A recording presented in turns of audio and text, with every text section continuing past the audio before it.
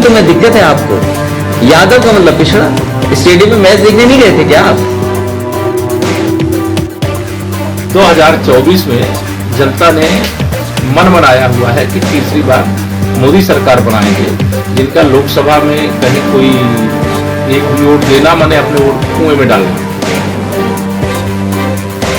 PDA यात्रा, इसमें सब शामिल है, कोई ऐसा नहीं है कि जो अलग हो रहा हो इससे।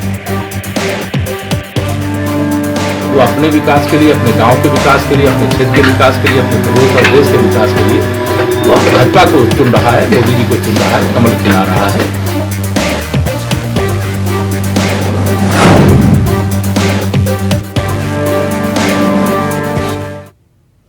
नमस्कार, इंडिया वॉइस पर स्वागत है आपका। मैं हूं आपके साथ प्रियंका मिश्रा।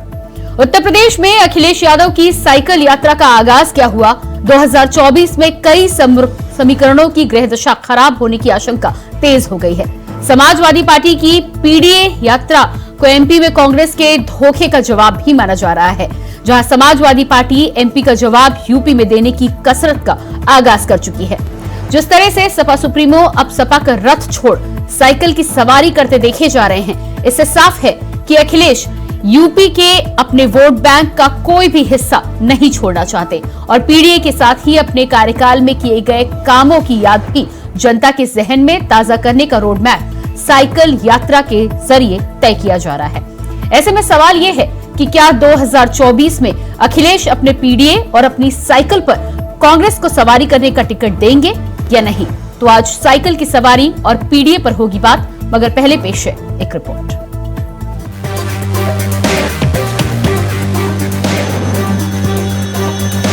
तो साइकिल पर सवार अखिलेश एक्सप्रेस वे पर कार्यकर्ताओं के संग निकले, मगर सवाल ये कि घूमेगा बदलाव का चक्का या फिर रास्ते में ही साइकिल पंचर हो जाएगी। अखिलेश यादव साइकिल यात्रा पर निकले हैं। बहुत दिनों से उन्हें साइकिल की सवारी करते हुए नहीं देखा गया था। इस यात्रा का नाम दिया गया है समाजवादी पीडीए यात्रा। अखिलेश यादव ने एनडीए के खिलाफ पीडीए का नारा दिया है, मतलब पिछड़े, दलित और मुस्लिम। पीडीए के इसी दलित और मुस्लिम वोट बैंक पर कांग्रेस की नजर है। अब तक उनके रथ रूपी बस से यात्रा कर रहे अखिलेश यादव को अब साइकिल पर आना ही पड़ा।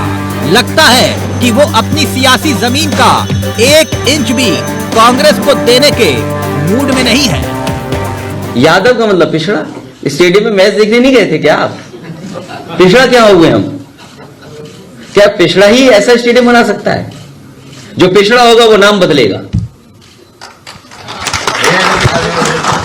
अब बात समझ में आ गई होगी, शायद अभी नहीं आई। ये पीडीए मतलब ए फॉर, बोलिए आप, ए फॉर सी। यही तो दिक्कत है आपके साथ, यही तो दिक्कत है, यही परेशानी है आपके साथ कि आप अगड़ा होकर भी स्वीकार नहीं कर रहे हो। पहले से चल रही है लगभग 5000 किलोमीटर ये छात्र, नौजवान और पार्टी के संगठन के लोग चल चुके हैं। 100 से ज्यादा विधानसभाओं में गए हैं, कई महत्वपूर्ण लोकसभाओं से होकर के आ रहे हैं। ये पिछले कई दिनों से चल रहे हैं और आखिरकार ये आखिरी में यात्रा 22 नवंबर से पहले सैफई और इटावा में खत्म होगी। आज क्योंकि ये लखनऊ पहुंचे हैं। वैसे तो सियासत का अपना दस्तूर है, मगर पीडीए का नारा लगाए अखिलेश यादव संकेत दे रहे हैं कि 24 के चुनाव के लिए वो साइकिल पर कसरत करने की तैयारी शुरू कर चुके हैं। वैसे अखिलेश यादव राहुल गांधी के साथ है, वादा और इरादा अलग लोकसभा चुनाव के साथ लड़ने का है, लेकिन राहुल गांधी राज्यों के विधानसभा चुनावों में व्यस्त है। उसी वक्त अखिलेश यादव दूसरी तरह की रणनीति पर काम कर रहे हैं। जैसे उन्होंने कहा था, एमपी का बदला हम यूपी में लेंगे।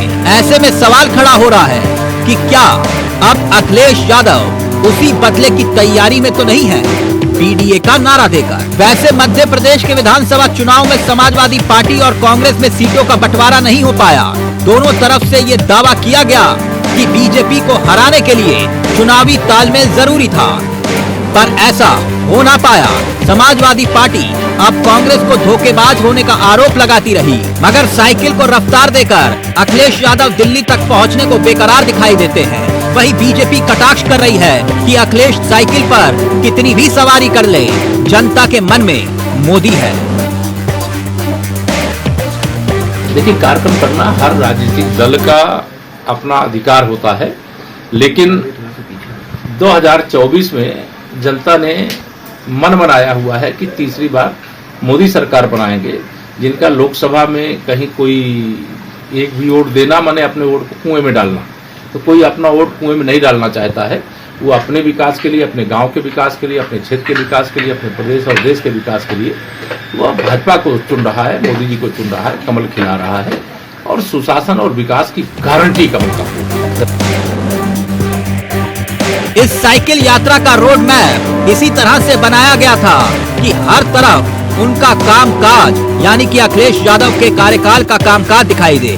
पूर्वांचल एक्सप्रेसवे से शुरू हुई ये यात्रा जनेश्वर मिश्रा पार्क तक का रास्ता नापती दिखी। इस यात्रा में स्टेडियम, कैंसर अस्पताल, पुलिस हेडक्वार्टर और अमूल प्लांट दिखाई दिए, जो अखिलेश यादव सरकार के कार्यकाल के दौरान जिनका काम शुरू हुआ था। यकीनन अखिलेश का फोकस सामाजिक समीकरण को साधने के परे दिखाई देता है। साथ ही मुख्यमंत्री रहते कामकाज की मार्केटिंग पर भी उनका पूरा जोर है। ये बात अलग है कि 2017 के विधानसभा चुनाव में काम बोलता है कि नारा अखिलेश यादव ने ही दिया था, मगर वो चुनाव हार गए। ऐसे में अखिलेश यादव साइकिल चलाकर पीडीए को कितनी रफ्तार दे पाते हैं, सवाल ये नहीं है। सवाल ये है कि कांग्रेस को उत्तर प्रदेश में अखिलेश 24 तक साइकिल की सवारी करवाते भी हैं या फिर नहीं। Bureau report, India voice, Lucknow. तो समाजवादी पार्टी की पीडीए यात्रा और जिस बदलाव के चक्के की वो बात कर रहे हैं, आज उसी पर हम करेंगे बातचीत। सबसे पहले अपने मेहमानों से आपका परिचय करा देती हूँ। हमारे साथ अनूप सांडा, प्रवक्ता समाजवादी पार्टी से हैं, बहुत स्वागत है आपका। इसके अलावा प्रियंका गुप्ता, प्रवक्ता कांग्रेस से हमारे साथ जुड़ चुकी हैं, आपका भी बहुत बहुत स्वागत है। और डॉक्टर धनोज कुमार, राजनीतिक विश्लेषक, भी हमारे साथ जुड़ चुके हैं, आपका भी बहुत बहुत स्वागत है। तो सबसे पहला सवाल अनूप जी आपसे ही, ये जो शक्ति प्रदर्शन आज किया गया सपा सुप्रीमो के द्वारा पूर्वांचल की सड़कों पर, और बताया जा रहा है कि 100 विधानसभाओं से होते हुए ये शक्ति प्रदर्शन चला आ रहा है, किसके लिए है ये? भारतीय जनता पार्टी या कांग्रेस? पहली बात तो इसको शक्ति प्रदर्शन कहना मुझे लगता उचित नहीं है। ये समाजवादी पार्टी का एक कार्यक्रम है और ये साइकिल यात्रा कई महीनों से लगातार उत्तर प्रदेश की लगभग 100 से ज्यादा विधानसभाओं में घूम चुकी है और आगे भी पूरे प्रदेश में इस यात्रा के जाने का लक्ष्य है। और आज चूंकि राजधानी में वो यात्रा पहुंची थी, तो माननीय अखिलेश यादव जी ने उस यात्रा का नेतृत्व किया। और अभी मैं आपकी रिपोर्ट भी देख रहा था, मुझे लगता है कि कुछ अलग तरीके के निहितार्थ निकाले जा रहे हैं जी। हम अपने कार्यक्रम और अपने विचारों का संदेश जनता के बीच में देना चाहते हैं। हम चाहते हैं कि सामाजिक न्याय की बात हो जी, हम चाहते हैं जाति जनगणना की बात हो, हम चाहते हैं महिला आरक्षण के नाम पर पिछड़ी महिलाओं के साथ जो धोखा हुआ है उनको भी उनका उचित अधिकार मिले, ठीक है, प्रत्येक स्तर पे आनुपातिक हिस्सेदारी मिले, सामाजिक आर्थिक विषमता समाप्त हो। ठीक है। आपके इन सब आपकी ये जो यात्रा है, आपके ये जो काम है, उसका लक्ष्य तो 2024 का चुनाव ही है ना? बिल्कुल चुनाव है। हम एक राजनीतिक दल है प्रियंका जी। जी बिल्कुल। तो फिर आप इसे शक्ति प्रदर्शन ना कहकर पीडीए यात्रा कह ले या कोई और शब्द गढ़ ले। मैंने कहा, मैंने तो आपके शब्द पे आपत्ति नहीं की, मैंने कहा निहितार्थ अलग निकाले जा रहे हैं, ये शब्द मैंने इस्तेमाल किया। नहीं तो हमारा आशय यह है इस यात्रा से कि पिछड़ा, दलित और अल्पसंख्यक जो इस समाज का लगभग 85% से ज्यादा हिस्सा, वो इस सरकार में सबसे ज्यादा पीड़ित है, उसके हकों अधिकारों पर सबसे ज्यादा डाका पड़ रहा है। ठीक है। और यही आपका वोट बैंक भी है जिस तक आप अपने कामों को जरूर पहुंचाना चाहेंगे। प्रियंका जी, ठीक है, आपके पास में आती हूँ, मैं समझ गई। ले जाना चाहते हैं और इसको मात्र उससे मत जोड़िए, ये हमारा विचार है और अपने विचार को जनता के बीच में ले जाने का मतलब ये नहीं कि हम अपने वोट बैंक के लिए ये काम कर रहे हैं। नहीं अनूप जी, ठीक है, वो आप विचार कह लें या वोट बैंक कह लें, आप उसे विचार कहेंगे, हम अपनी भाषा में उसे वोट बैंक कह लेते हैं। हमारे साथ डॉक्टर धनोज भी उपस्थित हैं लगातार।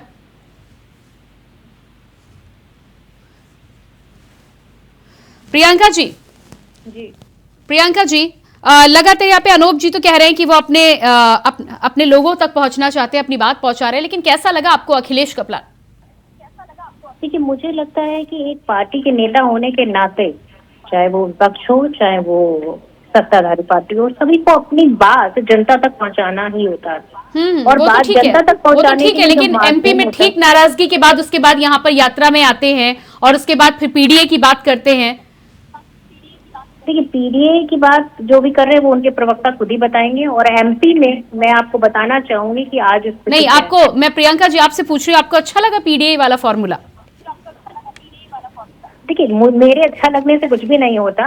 मैं सिर्फ इतना कहना चाहती हूँ कि मध्य प्रदेश में बीजेपी का सुपड़ा साउथ होने जा रहा है। नहीं, इंडिया गठबंधन में आपके साथ है, सरकार लक्ष्य भी आप दोनों का एक ही है, भारतीय जनता पार्टी को हराना। ऐसे में समाजवादी पार्टी की जो रणनीति है, इस पर आप क्या कहना चाहती है? मैं यही जानना चाह रही हूँ आपसे।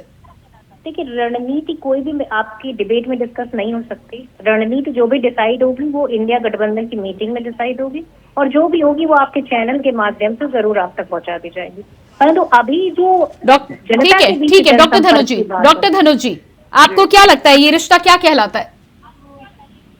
देखिए, आज जो 2 लाइन की शुरुआत करूंगा, मैं चाहता हूं कि आज एक शेर मैं अखिलेश यादव जी के लिए पढ़ूं। क्या पता साइकिल सवारी से ही मंजिल मिलेगी, क्या पता साइकिल सवारी से ही मंजिल मिलेगी, गर होती है जीत तो चेहरा खिलेगी। देखिए, सवाल 2024 की और सवाल उत्तर प्रदेश की है। उत्तर प्रदेश की राजनीतिक भौगोलिक अभी विपक्ष के लिए सिरदर्द है, विपक्ष के तमाम नेता के लिए, क्योंकि आपको भी पता है, मुझे भी पता है, पैनल में बैठे हुए सब लोग को पता है कि कहने वाले कुछ भी नहीं। कहते हैं। डॉक्टर धनुष जी, प्रियंका जी यहाँ पर कह रही हैं कि वो उनकी समाजवादी पार्टी की रणनीति है, उनसे उनका कोई मतलब नहीं है, वो पार्टी का प्रचार है, लेकिन 24 में तो साथ ही जाने की प्लानिंग कर रहे हैं ना ये दोनों दल। बिल्कुल बिल्कुल, प्रियंका मैं वही जवाब दे रहा था, प्रियंका जी को भी जवाब मिल जाएगा और आपको भी।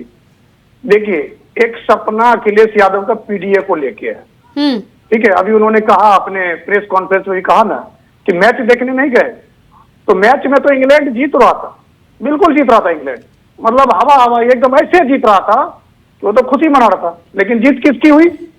जो मेहनत किया, जिसने सटीक रणनीति के साथ अपने एक एक बॉल पर ध्यान दिया, और जिनका कैप्टन जैसे रोहित शर्मा, तो उसी तरह कैप्टन जो है एक एक बारीकी से उस पर ध्यान देकर प्ले किया और जीत हासिल किया। मैं बात कर रहा था उत्तर प्रदेश की राजनीतिक भौगोलिक बेस ऑफ स्टेट। ठीक है प्रियंका जी डॉक्टर धनुष यहाँ पर जिस तरह से यहाँ पर बातचीत हो रही है, सीधे सीधे अभी कुछ ही दिनों पहले इस पूरे मामले में अखिलेश ने कहा था कि यूपी में इसका बदला लेंगे। एमपी में जो कुछ भी हुआ है उसके बाद ये यात्रा और उसके बाद जिस तरह से बयान, तो क्या ये एमपी का बदला नहीं दिखाई दे रहा आपको? देखिए, अखिलेश यादव जी आहत है, अनूप भाई नहीं बोल पाए, वो अंदर से वो भी क्रोधित है कांग्रेस के नेताओं का, क्योंकि एक क्षेत्रीय दल के अध्यक्ष राष्ट्रीय दल के क्षेत्रीय अध्यक्ष और राष्ट्रीय अध्यक्ष को, जो कि उत्तर प्रदेश में वो विपक्ष में मजबूत स्थिति से है, और उनके ऊपर छिटाकशी करना, राजनीतिक बयान देना, तो पूरा समाजवादी पार्टी तो हाथ है ही। और दूसरी बात क्या है कि उसको वहां पर जब गठबंधन में था तो साफ शब्दों में कह दिया कि यह गठबंधन नेशनल लेवल पर। प्रियंका जी जिस तरह से धनुष जी कह रहे हैं, आपको नहीं लगता ये आगाज तो नहीं हो गया यूपी में? नहीं, इनसे एक बात ये भी पूछिए कि अभी अनुप्रिया जी के जो पार्टी के प्रदेश अध्यक्ष हैं, उन्होंने तो ये कह दिया कि उनको मुख्यमंत्री बनाएंगे, तो उस पर काय टिप्पणी नहीं करते ये लोग। देखिए, हकीकत ये है कि जो भी ऑब्जर्वेशन है वो सब साइड लाइन हो जाए। अपमान के साथ नहीं बोलते ना प्रियंका जी, नहीं, अपमान के साथ नहीं अरे ऑब्जर्वेशन करना है तो सब जगह करिए ना। एक आपके क्षेत्रीय अध्यक्ष राष्ट्रीय अध्यक्ष को बिना के मारता है, जलील कर देते हैं। अरे अनुप्रिया पटेल जलील नहीं किया ना अपने साथी को, वो इज्जत के साथ बोला कि मेरी क्रेडिबिलिटी है कि मैं मुख्यमंत्री हो सकती हूँ। हाँ, तो मुख्यमंत्री बन जाएंगे क्या? लेकिन जलील करना नहीं जलील करना, मैं शब्द यूज कर रहा हूँ। वो क्या है, आपके गठबंधन का हिस्सा है कि नहीं? क्षेत्रीय अध्यक्ष ने भारतीय जनता पार्टी के गठबंधन का हिस्सा है कि नहीं है, ये बताइए ना। सवाल का जवाब नहीं है इनके पास। अरे जलील नहीं किया, ये बताइए कि जो एनडीए का गठबंधन है, हाँ या ना बोलिए ना, मैं आपके सवाल का जवाब दूंगा। नहीं अखिलेश यादव को आप एनडीए गठबंधन के लोग स्टेट में जाके चुनाव नहीं लड़ते क्या? सब जगह सरेंडर कर देते हैं क्या? ये बताइए। जब हम ये बात लगातार कहते चले आए, गठबंधन जो है 24 के चुनाव के लिए है, मैं पूछ रहा हूँ चुनाव तो आप इंतजार करिए, उसके बाद आप घुमा रही बात को, हो जाएगा। और अखिलेश यादव जी का अपमान किया, प्री ऑब्जर्वेशन है, वो तो धरा हो जाएगा और किनारे हो जाएगा, क्योंकि जनता समझ चुकी है। राष्ट्रीय अध्यक्ष का अपमान किया, कैसे कार्यकर्ता चुप रहेगा? समाजवादी का कार्यकर्ता चुप रहेगा? साइकिल लेके चल दिया। नहीं आप ये बताइए, वो साइकिल लेके चल दिया, ये डिसाइड करेंगे ना बैठाने वाले वो, हम और आप ये डिसाइड नहीं कर दिया कि राहुल जाओ तुम प्रधानमंत्री का अभी से ये जाओ अजय राय चालू हो गए, 5 राज्यों में अरे अखिलेश यादव ने साफ कर दिया मेरे साइकिल में हवा भर गई है, हकीकत क्या है, मैं तुम्हें जनता का मूड क्या है, तुम अजय राय की तरफ जाओ, क्या तो दिया उन्होंने। हकीकत ये है कि जनता इस बार कांग्रेस पार्टी की सरकार बनाने जा रही है। ठीक है, 5 राज्यों में। हमारे साथ कैप्टन आई सिंह भदौरिया भी जुड़ चुके हैं, भारतीय जनता पार्टी से प्रवक्ता हैं। Captain I Singh Bhadauria ji, Samajwadi Party की ये जो पीडीए यात्रा निकल रही है, क्या लगता है आपको, ये भारतीय जनता पार्टी के लिए है या कांग्रेस के लिए बदले का आगाज है? देखो प्रियंका जी, भारतीय जनता पार्टी अपने काम में विश्वास रखती है, देश की जनता को विकास कार्य में विश्वास रखती है, और सबसे बड़ी बात है कि इस तरह के कोई दिमाग में फजूल नहीं पालते हैं, हम ये बन जाएंगे वो बन जाएंगे, ये लोग पालते हैं तो पालना भी चाहिए राजनीतिक पार्टियां में। मगर एक कहावत है कि दिल बहलाने के लिए ख्याल अच्छा हो, तो ये ख्याल पाल रहे, बाकी जिस तरह से इसके गठबंधन बनाता है। अनूप जी, कैप्टन आई सिंह भदौरिया तो कह रहे हैं दिल बहलाने के लिए ख्याल अच्छा है। देखिए कैप्टन साहब जो कह रहे हैं और जो अभी हमारे राजनीतिक विश्लेषक महोदय ने कहा, क्योंकि मेरी आदत नहीं बीच में टोकने की, इसलिए मैं शांतिपूर्वक सुनता रहा, तो हमारे राजनीतिक विश्लेषक मित्र तो करीब करीब मुझे रामायण का वो पात्र मंत्रा याद आ गई। हमारे और प्रियंका जी के बीच में समस्या नहीं है, जितनी समस्या हमको नहीं उससे ज्यादा समस्या हमारे राजनीतिक विश्लेषक को हो गई। अनूप जी, बात तो वही है, कि बयान आते हैं लेकिन समस्या आपको नहीं है। डिबेट में बैठ के आप भाईचारे की बात करते हैं और उसके बाद फिर आपके सुप्रीमो और उनके प्रदेश अध्यक्ष के जो बयान आते हैं वो बिल्कुल विरोधाभासी होते हैं। अगर मेरी बात सुन लेंगी तो नहीं, आप अपनी बात कहिए, मैं समय दे रही हूँ आपको जी। अभी इन्होंने कहा कि बड़ा अपमान किया और ये तमाम चीजें की, मैं पूछना चाहता हूँ, और अभी एनडीए में शामिल एक दल है जिसके राष्ट्रीय अध्यक्ष हैं श्री ओम प्रकाश राजभर। पिछले विधानसभा सत्र के दौरान कुछ तस्वीरें आई थी कि जिसमें उत्तर प्रदेश के मुख्यमंत्री जी जो प्रदेश स्तर के ही नेता कहे जाएंगे, और ओम प्रकाश राजभर जी राष्ट्रीय स्तर के नेता है, राष्ट्रीय अध्यक्ष हैं, वो बैठे हुए थे कुर्सी पे और राजभर जी को बेचारे को बगल में खड़ा होना पड़ा था, खड़े होकर फोटो खिंचानी पड़ी थी। तो उस अपमान का विश्लेषण क्यों नहीं किया जा रहा भाई? कैप्टन जी जवाब दीजिएगा। हमारे नेता कह चुके हैं कैप्टन आई सिंह भदौरिया जी जवाब दीजिएगा, एक सवाल उठाया अनूप जी ने, और ये सवाल जो समाजवादी पार्टी का, ये पूरी मेरी बात पूरी राजनीति का पूरी परिचर्चा में हमारा जो पीडीए का मुख्य मुद्दा है, हम चाहते हैं कि नहीं ठीक है, आपने सवाल किया, उनका जवाब आप सुन लीजिए, फिर मैं आपके पास वापस आऊंगी अनूप जी। जी कैप्टन आई सिंह भदौरिया, निकालना मुझे लगता है कि मुद्दे से भटकना है। ऐसा डिबेट आप कह रहे थे, सुन रहा था, और जब मुझे बोलने के लिए कहा गया तो आप तो शांत हो जाएंगे, डिबेट में और भी लोगों को सुनने वालों का आनंद आएगा। आप खाली आप बोलते रहे तो ऐसे डिबेट नहीं होती। कैप्टन साहब, टोकना मेरी आदत में नहीं शामिल है, और अगर कोई अपनी बात पूरी करता रहता है तो मैं उसको उतना समय दे देता हूँ। ये शिष्टाचार मुझे न बताएं, मुझे मालूम है, एहसास है मुझे इसका। शिष्टाचार मालूम होता तो हमें बोलने के लिए कहा तो आप क्यों बोल जाते? अब आपकी पार्टी तो शिष्टाचार की बात ना ही करे तो बेहतर है, लेकिन अगर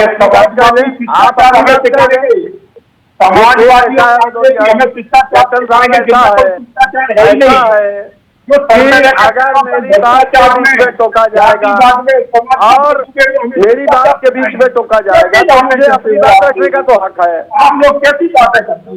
नहीं आती आप। अरे आप आपको आनी चाहिए, शर्म आपको आनी चाहिए कि आपकी सरकार में आज कानून व्यवस्था के नाम पर रोड लेकर के आए, रोज कानून व्यवस्था की धज्जियां उड़ रही है, आपके मुख्यमंत्री को जवाब नहीं दे पाते हैं और आप शर्म आनी चाहिए, शर्म आपको आनी चाहिए।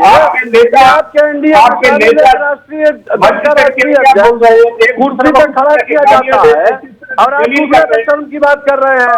कांग्रेस के नेता, कांग्रेस के अध्यक्ष को समाजवादी के नेता कह रहे हैं ये सुरकुट है, सुरकुट है। हमने तो ऐसे तब्दीली नहीं की है, ना हमारे किसी नेता ने ऐसे तब्दीली की है। समाजवादी के नेता कांग्रेस के अध्यक्ष को कह रहे हैं तुमको से क्या बात करेंगे। तो आप लोगों का कितना अच्छा जो है ना बोलने का और उसका जो है कि वो तो दुनिया देख रही है, हमें इसमें कहने की जरूरत नहीं है। जी जी अनूप जी, अनूप जी क्या कहना चाह रहे हैं आप? मैं कहना चाह रहा हूं कि जो कैप्टन साहब कहना चाह रहे हैं इनको लोक भाषा की समझ नहीं है। मैं चुनौती देकर के कहता हूं कि गूगल पर आप चिरकुट शब्द का अर्थ ढूंढ लीजिए तो उसका अर्थ आपको पता चल जाएगा। चिरकुट कोई गाली नहीं है। जिन लोगों को लोक भाषा की समझ नहीं है। लेकिन अनूप सांडा जी, जी राजनीतिक मर्यादा की जब आप बात करते हैं, आप एक साथ आने की बात भी करते हैं, एक साथ आप लड़के मिलकर चुनाव भी लड़ने की बात करते हैं और फिर चिरकुट जैसे शब्दों का यदि आप प्रयोग करें तो भले ये गाली हो या ना हो, लेकिन आप राजनीतिक मर्यादा को या सामाजिक मर्यादा को तो लांघने का काम कर ही चुके हैं। मुझे फिर आप शिष्टाचार की बात यदि करें डिबेट में तो ये शोभा नहीं देता। फिर बिल्कुल मैं याद दिला रहा हूं उत्तर प्रदेश के मुख्यमंत्री जैसे संवैधानिक पद पर बैठा हुआ व्यक्ति विधानसभा चुनाव के पहले सांप्रदायिक ध्रुवीकरण करने की नियत से बयान दे कि हमारी सरकार को 80% का वोट चाहिए, 20% का वोट नहीं चाहिए, वो शिष्टाचार और संस्कार है? वो भारत के सांप्रदायिक सौहार्द की परंपरा के अनुरूप बयान नहीं, ठीक है, इसका जवाब तो मैं ले लूंगी, लेकिन पीडीए की जब आप बात कर रहे हैं तो पीडीए का मतलब आप समझाएंगे मुझे? अनूप जी आप पीडीए का फुल फॉर्म आप बताएं मुझे। पीडीए का फुल फॉर्म आप क्या कहना चाह रहे हैं? पिछड़ा, दलित और अल्पसंख्यक। अल्पसंख्यक, ठीक है। ये समाज का 85% इसमें आप उन अगड़ों की बात कहाँ कर रहे हैं? आप भी तो अगड़ों को किनारे करते हुए नजर आ रहे हैं ना। कैप्टन आई सिंह भदौरिया जी जवाब दीजिएगा। इसका भी जवाब देना। Captain I Singh Bhadauria ji, Priyanka ji 20 second इसका जवाब देना चाहता हूँ। 20 सेकंड इसका जवाब देना चाहता हूँ। नहीं, मैं आती हूँ आपके पास, मैं लूंगी आपसे जवाब। कैप्टन आई सिंह भदौरिया जी, इनके पास बोलने के लिए बचा नहीं है और न ही इन्हें अब ना कहीं जगह बची है। जनता ने लताम चुकी दोनों ही पार्टियों को, कांग्रेस हो या समाजवादी हो। अब ये सब जाति धर्म के नाम से जो है पूछ रहे कि क्या मानना है। अरे आप 10 साल की है ना आपकी सरकार रही, केंद्र में है, दोनों गलवैया डाल सरकार में शामिल थी और 5 साल पीछे अखिलेश की नहीं। आपने ये मुद्दा उस पर क्यों उठाया? तब तो चुप बैठे रहे। ठीक है।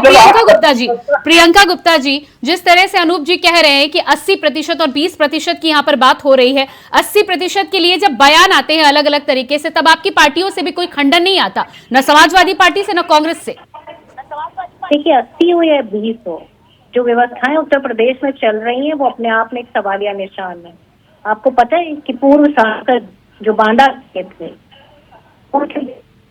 हो गया, पीजीआई में एक बेड नहीं मिला, वो खुद धरने पर बैठे। नहीं फिर आप नहीं ठीक है, वो विषय अलग है। मैं आज पीडीए की बात यहाँ पर कर रही हूँ, साइकिल यात्रा की बात कर रही हूँ। तो जब आप 80-20 के समीकरण की बात करते हैं तो 80 के खिलाफ जब कुछ बोला जाता है तो आपकी पार्टी की तरफ से भी तो नहीं आता, तो कैसे समझे? पहले ये बताइए, कैसे समझे कि आप सबके साथ हैं? पूर्व सांसद का बेटा, उसको पीजीआई में बेड नहीं मिला, एक आम आदमी की क्या हालत होगी आपको पता है?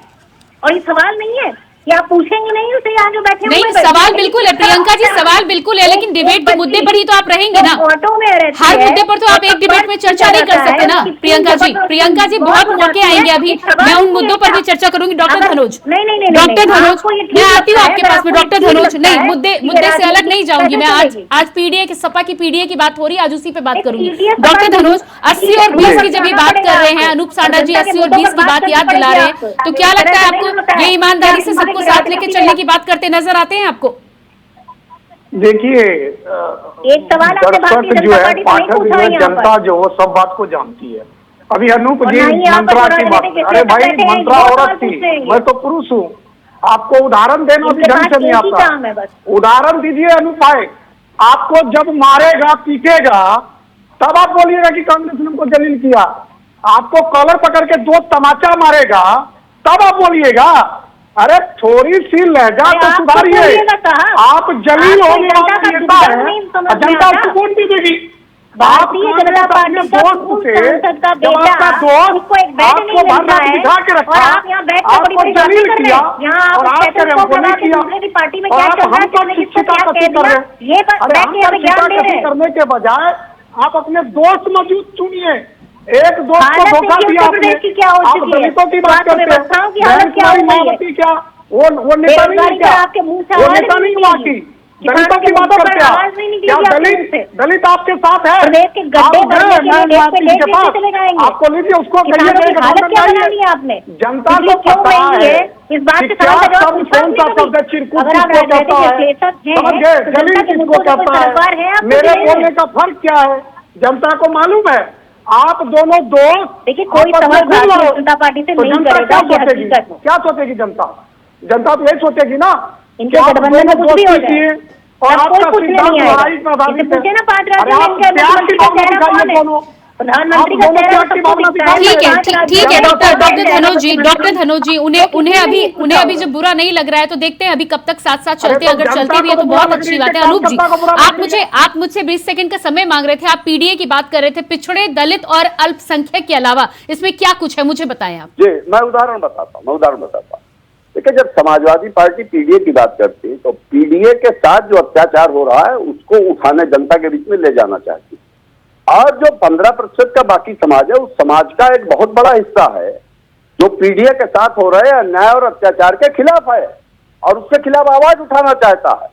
और मैं याद दिलाना चाहता हूं कि समाजवादी विचारधारा जो है इसका इतिहास रहा है। भनोज जी जानते होंगे कि जब डॉक्टर लोहिया ने नारा पीडीए के लिए दिया कि सोशलिस्टों ने बांधी गांठ पिछले 500 में साथ समाजवादियों को जात पात से कोई लेना देना नहीं है। भनोज जी आप के शब्दों को भाजपा व्यवस्था की छोड़िए, आप भाजपा व्यवस्था की भूमिका सिद्धांत है। आप बात सुनिए, समाजवादी हो, बात सुनिए।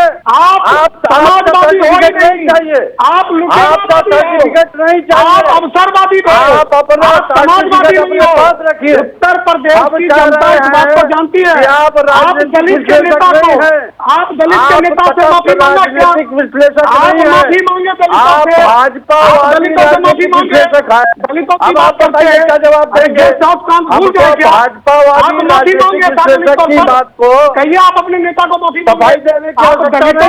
करेंगे माफी तो मालूम है कि समाजवादी पार्टी दलित विरोधी है। समाजवादी पार्टी आप राजनीतिक समाजवादी नहीं हो, एक पार्टी प्रवक्ता के तरीके बोल रहे हैं तो आपको समझना समाजवादी चाहिए। हो ही नहीं। मैं आपकी बात से चुप नहीं होऊंगा, मैं आपकी आवाज से चुप नहीं होऊंगा। आप लुटेरा और अगर सच्चाई सामने आने पर इतनी परेशानी आपको पैदा होती है तो थोड़ा धैर्य पैदा कर लीजिए। आप दलितों का भला अगर इतना धैर्य आप दलितों के नेता का अपमान किए। अनूप जी सवाल ये है कि दलितों पे अत्याचार की जब आप बात कर रहे हैं तो ओम प्रकाश राजभर तो आपकी पार्टी छोड़कर फिर से भारतीय जनता पार्टी में आ गए।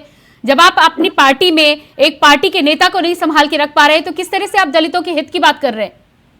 देखिए, ऐसा है, जिस नेता को सत्ता की आरामदेह कुर्सी चाहिए होगी और उसी के हिसाब से वो अपने राजनीतिक संबंध स्थापित करेगा।